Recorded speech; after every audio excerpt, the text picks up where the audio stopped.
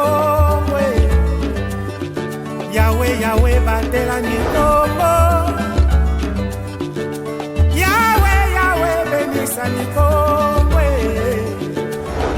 Yahweh, Yahweh, batela mikongo.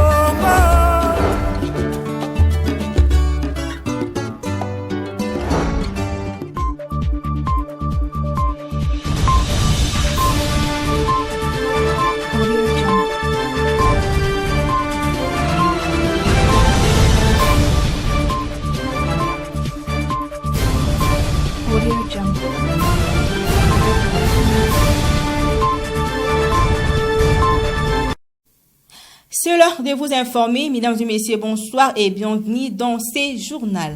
L'actualité partira de la province du Congo central, précisément dans les territoires de Mbanza-Ngungu, en casquette du représentant du gouverneur du Congo central, le maire de la ville de Matadi, Dominique Nkodiambete, a participé le samedi 8 juillet 2023 aux activités du 8 juillet à Kamba, Nouvelle-Jérusalem. Il était de cet élément avec Roger Missamou.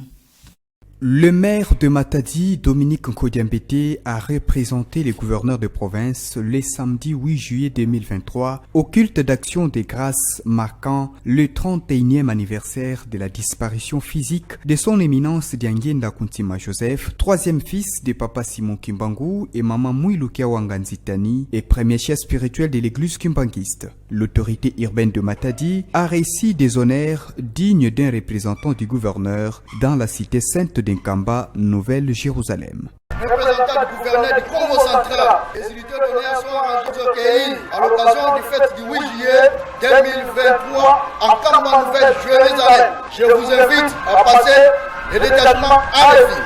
Commandant détachement, sous-commissaire adjoint Taboubania, Moïse.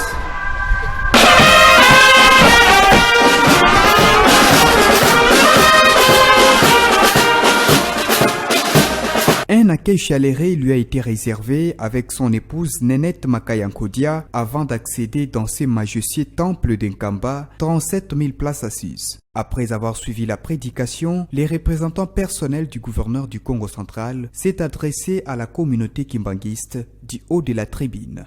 Na Congo, il y a gouverneur na Bisso, il y a Congo central, son excellence le docteur Guy Bandou Ndungi. Mikolo toyoka na capitale biloka mike toyoka bamukondo toyoka soki bakuna bani papa tosengi kimia yolo bana suka munyoso soki toyena kamba tonyasi mapele ya kamba to respire mupepe ya kamba tanto kozonga nguya wana papa tokende na ngombo na biso te kote za kimia parce que mboka ya tata Nzambe ezali awa na RDC. Tosengi papa kimia ekota na mboka ya tata Nzambe. Uketi tokokende na mokolo ya 2023 nyonso elekaka kimia tolingi bakulu na Congo central te. Dominique Nkodiambete a également été reçu par le chef spirituel et représentant légal de l'église kimbanguiste, son éminence Simon Kimbangu Kiangani, avant de clôturer ses périples riches en événements. Au cours d'un briefing spécial le lundi 10 juillet 2023, les vice-premiers ministres et le ministre de l'Intérieur, Peter Kazadi, et le ministre de la Santé ont annoncé chacun en ce qui les concerne les dispositions prises pour la sécurité lors du 9e juillet de la francophonie. Suivez. Il y a une certaine forme d'insécurité, communément appelée Kuluna. Il s'agit des jeunes gens qui s'organisent en bande, qui s'attaquent d'abord entre gangs, mais aussi s'attaquent à des paisibles citoyens qui vaquent à leurs occupations. Ce phénomène, nous l'avons trouvé, ça date de longtemps. Lorsque j'ai été nommé, une mission m'a été conférée, celle de lutter contre l'insécurité et restaurer l'autorité de l'État. C'est comme ça que toutes mes actions sont focalisées sur cet objectif. J'ai pensé qu'il fallait changer de méthode. Il fallait d'abord motiver la police à un moment donné à se montrer impuissante face à ces phénomènes. Il fallait donner de l'impulsion. Moi, en tant que responsable numéro 1 du secteur de la sécurité dans notre pays, j'ai noué une relation de proximité avec les dirigeants de la police. Il faut les écouter leurs problèmes pour essayer d'apporter des solutions. Et c'est sur base de cette confiance que nous sommes en train d'évoluer et les résultats sont visibles et palpables. Je voudrais rassurer la communauté qu'au niveau du ministère de la Santé, toutes les dispositions sont prises et à ce jour, nous allons accueillir les Jeux avec une sécurité médicale. Vous avez suivi que les ambulances sont arrivées hier. Sur un total de 20, on a déjà reçu 16 de type A et localement, il y avait déjà des ambulances de type C qui pourront servir. Mais je voudrais aussi profiter de l'occasion pour expliquer aux gens, parce que les gens parlent de cette catégorisation d'ambulances sans peut-être comprendre de quoi il s'agit. Une ambulance de type A, c'est une ambulance qui assure un transport alité d'un malade, mais un malade qui ne va pas entrer en détresse respiratoire. Donc les cas les plus simples. L'ambulance de type B, c'est l'ambulance qui va prendre un malade qui est un peu plus sévère, mais où on peut aussi réaliser des soins d'urgence, mais ce malade est un peu plus préoccupant. Enfin, on a les ambulances de type C, qui sont elles des ambulances de soins intensifs. C'est-à-dire une ambulance où un malade peut être en coma, on peut l'intuber, le ventiler et le transporter comme si on était dans un service de soins intensifs.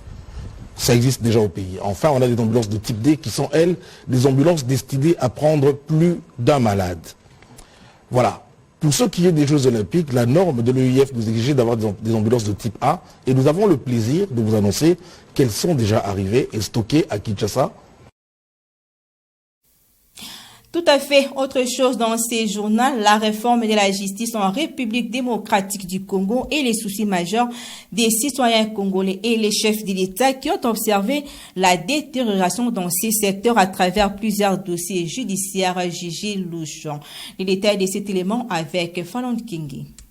Le fonctionnement de la justice en République démocratique du Congo suscite beaucoup de réactions de la part de la population ainsi que le chef de l'État. Après avoir observé plusieurs dossiers judiciaires jugés louches, Félix Tshisekedi s'est dit déçu de l'état actuel de ces secteurs dans son pays. Il s'est exprimé récemment devant la presse lors de ses réponses aux multiples préoccupations de sa population. Il a dit avoir tant compté sur la justice congolaise depuis son accession au pouvoir pour élever la nation et redorer son image, chose qui n'est pas le cas. Je ne suis vraiment pas satisfait du bilan, jusqu'ici en tout cas, récolté dans la justice. Là, je vous dis, je pense que s'il y a un bémol à mettre sur mon bilan, je crois que c'est celui-là. Suivant les multiples arrestations et condamnations récentes des criminels et kidnappeurs à Kinshasa, ainsi que le regret du chef de l'État Félix-Antoine Tshisekedi Tshilombo, le procureur général près la Cour de cassation, Firmin Vonde, a présidé une réunion ordinaire ce lundi 10 juillet 2023 à Kinshasa avec des hauts magistrats, procureurs généraux et chefs de parquet pour les rappeler à l'ordre. L'économie de cette rencontre a été faite par le premier avocat général près la Cour de cassation, Grégoire Mounoko Vunda.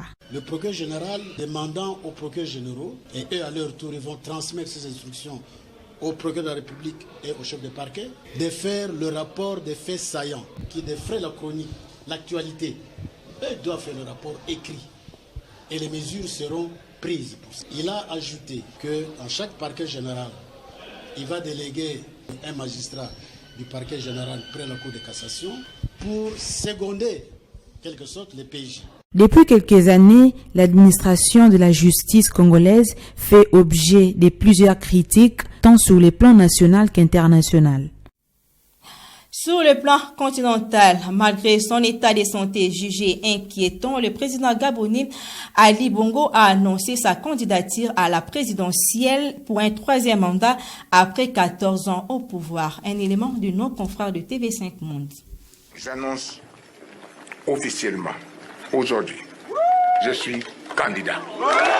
Face à une foule de partisans, Ali Bongo a levé le voile sur sa volonté de briguer un troisième mandat présidentiel lors de l'élection du 26 août prochain. Tous ensemble, unis par la volonté de Dieu, nous gagnons. Après 14 ans à la tête du Gabon, l'héritier de la famille Bongo, au pouvoir depuis 55 ans, est le grand favori de cette élection face à une opposition dispersée qui compte plus d'une vingtaine de candidats. Et ce malgré les critiques sur son état de santé. En 2018, un AVC l'avait tenu éloigné de la scène politique pendant 10 mois. Nous avons identifié chacun des engagements. Il y a quelques jours, un économiste gabonais dénonçait quant à lui son maigre bilan, recensant seulement 13 réalisations sur 105 promesses de campagne. Ils ont parlé d'un bilan nul, mais ils ne reconnaissent rien. Tout ce qu'ils utilisent comme argument, c'est le chaos, c'est l'échec, c'est qu'il y a du pipeau. Lors du dernier scrutin en 2016, avec seulement 5500 voix d'avance sur son adversaire Jean Ping, la réélection d'Ali Bongo avait été fortement contestée.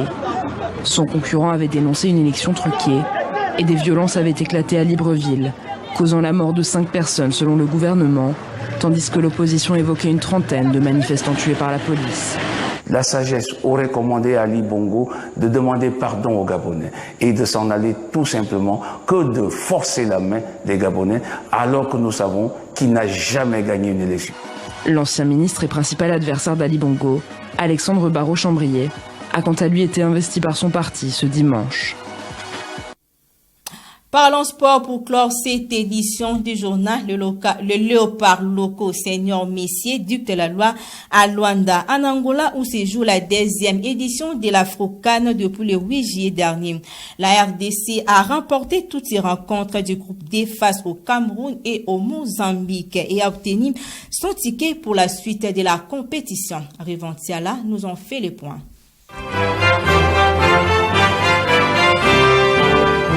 Les basketteurs locaux de la République démocratique du Congo ont survolé la poule D de l'Afro-CAN à Luanda en Angola. La deuxième victime des léopards se nomme le Mozambique. Avec 19 paniers d'écart, en clôture de la phase de groupe lundi 10 juillet, la République démocratique du Congo s'est imposée sur le score de 77 à 58. Ces succès permettent aux fauves congolais de réaliser un sans faute, soit 2 victoires en autant de rencontres. Les hommes du sélectionneur Piero Ilunga ont impressionné avec un ratio point de 73,5 paniers par match et présentent des signes qui peuvent conduire les léopards à un deuxième sacre continental en 2 éditions de l'Afro-CAN après celui remporté 4 ans passés à Bamako au Mali, gagné contre le Kenya en finale 82 points à 61.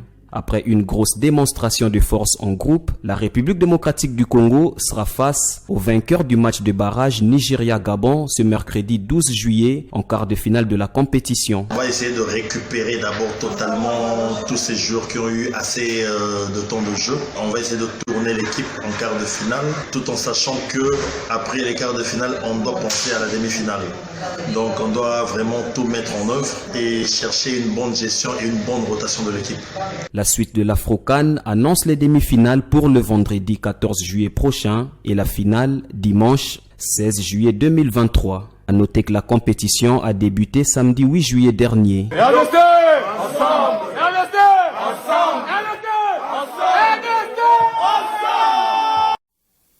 Cette édition du journal est complètement terminée. Christian Simba était à la réalisation au nom de toute l'équipe rédactionnelle qui a concouru à la réalisation de cette édition. Nous vous disons merci pour votre attention soutenue à ces programmes et bonne continuation sous ma bannière télévision, la meilleure fréquence du Congo central.